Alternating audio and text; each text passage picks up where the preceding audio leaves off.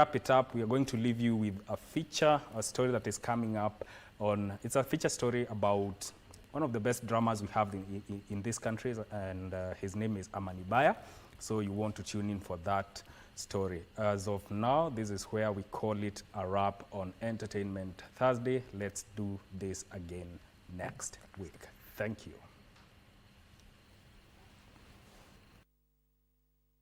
Amani Baya is my name. Yes. I'm a musician, I'm a drummer. I play with drums. My earliest memories of music. So I remember growing up in a musical family, and being part of an amazing band, and my dad carrying me all around, going everywhere, even when I was asleep or tired, and he wouldn't leave me anywhere. He would make sure that I would go with him, with everybody else, and playing all over the country, gospel music, and it was amazing. It was amazing being part of such a family. I started playing drums when I was like 5 years. So you can imagine starting at 5 and just playing all through. Well, I went to school like everybody else, like every kid, but there were very strict rules at home. So because music was a very big part of the family, from school you would either eat or read or sleep or practice. I started playing with teens, mikebe and stuff like that. So that's what I started on. And I picked it up pole pole. My dad bought me, there was a drum that was used as a table, a small one. So my dad bought me that one as well. So I picked it up from that as well. And then when our band started playing a bit more, then we had a friend who had equipment, music equipment, and my dad used to borrow so that we would try, and so everyone kind of picked up something. And because I had already started with mikebe and all that stuff, I tried sitting on the drums. I was short then, I was small. So I would have to sit on the drum, on the throne, on the seat, and my feet wouldn't get to the bottom. So I would sit like one of my legs would be like that. So many people who grew up in the late 80s and early 90s, I think most of them can remember. And I think one of the most conspicuous things about the group was that it was a family band. Ladies, boys, everyone used to play and sing. I do a little bit of singing. I do a little bit of writing as well. Talent is the one thing that I think as African parents, for the longest time, haven't really paid attention to. Growing up, everyone said, I'm a doctor, I'm an engineer, I'm a pilot. You go to school, they ask you what you want to be, because that's what you hear around you. That's what you say you want to be.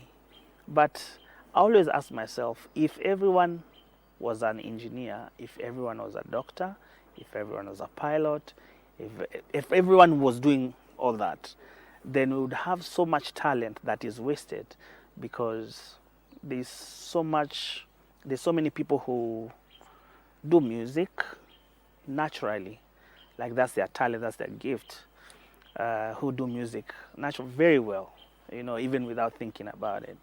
There's so many people who do writing. There's so many people who do painting. There's so many people who are interested in cars and stuff like that. Being creative is one of the smartest things someone can do or can be, because creating something that will outlive you, something that people will learn from. Some people, some people will use that as a reference. It's not easy, and most of these people have gone to school. Again, have gone to school. They've been to college. They have their degrees and stuff like that. Thing is, most of those people decided to follow their passion and leave the academics aside. And you see, most of those people have been forced to pursue a different path. There was that one thing that I loved to do, and that was drumming, playing drums. I told myself, this is what I want to do because this is my comfort zone. This is what I love to do. So I pushed myself into it, and the people that I worked around and I worked with around that time, they also pushed me.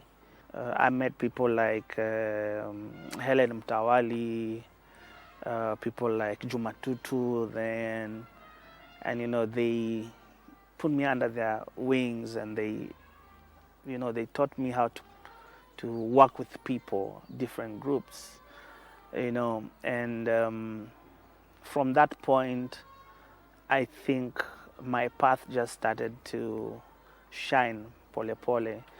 Met different people along the way, met different artists along the way.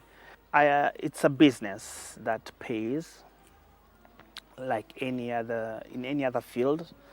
It's a very good business, only if you approach it like a business.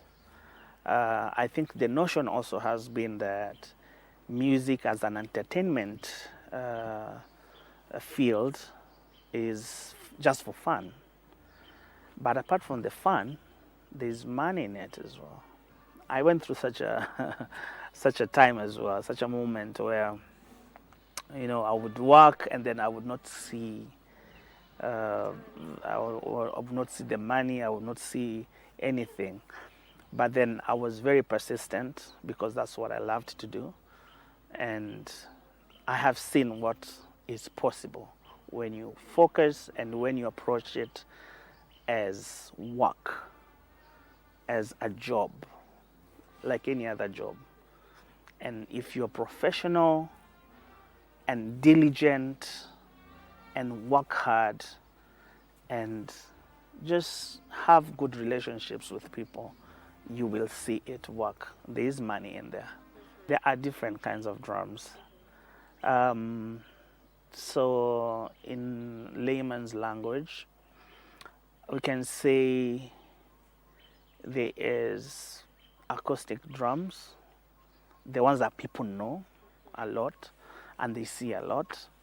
And then there is electric drums, those ones you have to plug into the system for you to hear. Or if you have it at home, you can plug in your headphones. No one else can hear. And then there is percussions. It's part of the drums as well. That's why we see percussionists. I'm sure probably you've seen a few percussionists around. My friend Kasiva is one of the most amazing percussionists. I would say in layman's language, those are the kind of drums. No instrument is very, very easy to play unless you get to learn and know the dynamics of that instrument.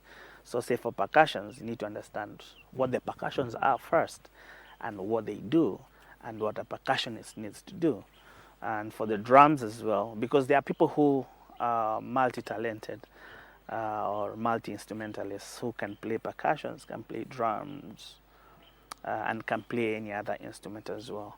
So it's not a guarantee that if you know how to play the acoustic drums, you can play the percussions. The drums are the foundation upon which everything is built on.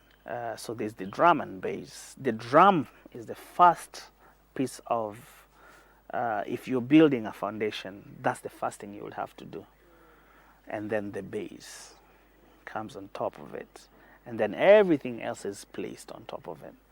So the drummer is like the glue that holds everyone in the band together.